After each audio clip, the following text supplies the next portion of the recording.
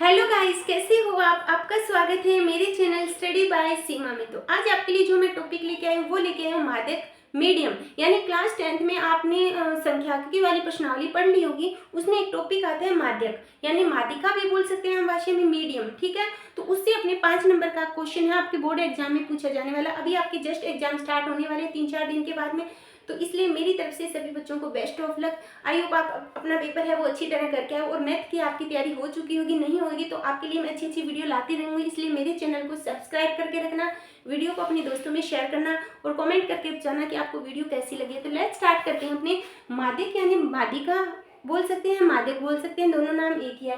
अपने को क्वेश्चन दिया हुआ है, x का मान दिया हुआ और f का मान दिया हुआ है, यानी x का जो मान है वो अंतराल में दिया हुआ है f का। तो अपने माध्यक कैसे निकालते हैं? जब भी अपने माध्यक निकालते हैं उसका कैपिटल सिंबल आता है m।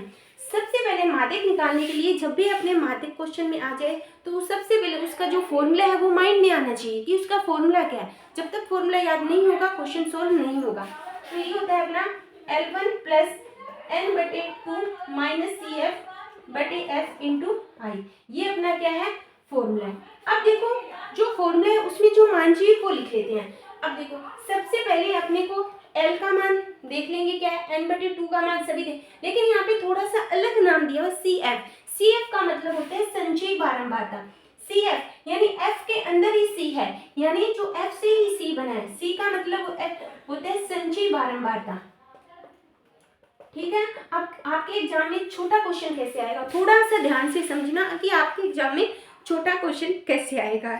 अगर इसी क्वेश्चन से रिलेटिव हो, कैसे पूछेंगे कि संचयी बारंबारता का उपयोग किसको ज्ञात करने में किया जाता है। तो बच्चों को ये चीज पता होना चाहिए कि संचयी बारंबारता का उपयोग है वो माध्यिका या माध्य ज्ञात करने के लिए किया जाता है। इंपॉर्टेंट क्वेश्चन हो सकता है आपके इस बार एग्जाम में छप जाए। ठीक है बच्चों, ध्यान से रखना कि संचयी बारंबारता का उपयोग किसको ज्ञात करने के लिए किया जाता है? माध्यिका या माध्यक को ज्ञात करने में किया जाता है। CF कैसे निकालते हैं? 12 का 12 लिखते हैं, तिरछा दौड़ता जाएंगे, कितने हो गए 32, कितने हो गए 62, कितने हो गए 7, कितने हो गए 100। हमेशा ध्यान रखना CF का जो लास्ट मान होता है वो F का कितना होता है? टोटल मान, यानी टोटल ऑफ F लिख सकते हैं, टोटल ऑफ N लिख सकते हैं, नंबर ऑफ फ्रीक्वेंसी n का मान। अब देखो अपने को सबसे पहले ज्ञात करेंगे n, ये ज्ञात करेंगे n/2। n का मान कितना है? 100/2 कितना आ गया? 50। 50 आ गया, यानी 50 है ना, इससे जस्ट बड़ी CF देखेंगे। इससे बड़ी CF कौन सी है? 62। देखो 32 CF तो छोटी है, ठीक है, तो अपने इससे कौन सी देखेंगे? बड़ी CF देखेंगे, यानी n/2 लिखेंगे, जितना आंसर आएगा उससे बड़ी CF देखेंगे। अब जो मान है इसी में रखेंगे, n/2 आ गया। L1 कितना है? ये L1 होता है, L2 कितना आया? 16। n/2 का CF कितना है? हमेशा ना अपना CF ये नहीं लेके इसके ऊपर वाली लेते हैं, क्योंकि जब अपने ये CF लेंगे ना तो मान है वो 16 और 24 के बीच नहीं आएगा, उससे बड़ा आएगा।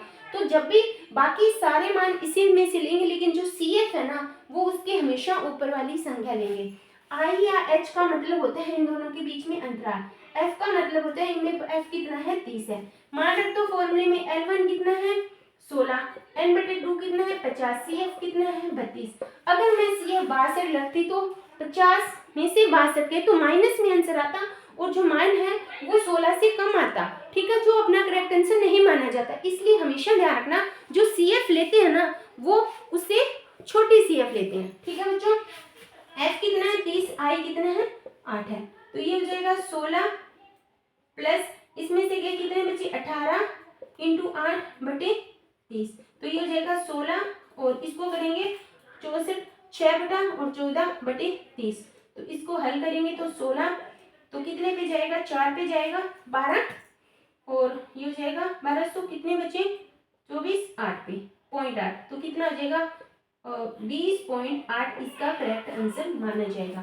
यानी जो माध्य है वो 16 और 24 के बीच आया माध्यक। ठीक है, तो अगर अपने को जब भी माध्यक ज्ञात करते हैं सबसे पहले अपने को CF है वो संचयी बारंबारता है वो निकालनी आनी चाहिए। उसके अलावा जो माध्यक है उसका फॉर्मूला याद होना चाहिए। ये दो चीज अपने को याद हुई तो अपने है वो माध्यक है वो आसानी से ज्ञात कर सकते हैं। मेन जो इस प्रश्नावली का मेन मुद्दा क्या होता है, जब भी अपनी संख्याकी वाली प्रश्नावली करते हैं अपनी कैलकुलेशन में गलती नहीं होनी चाहिए।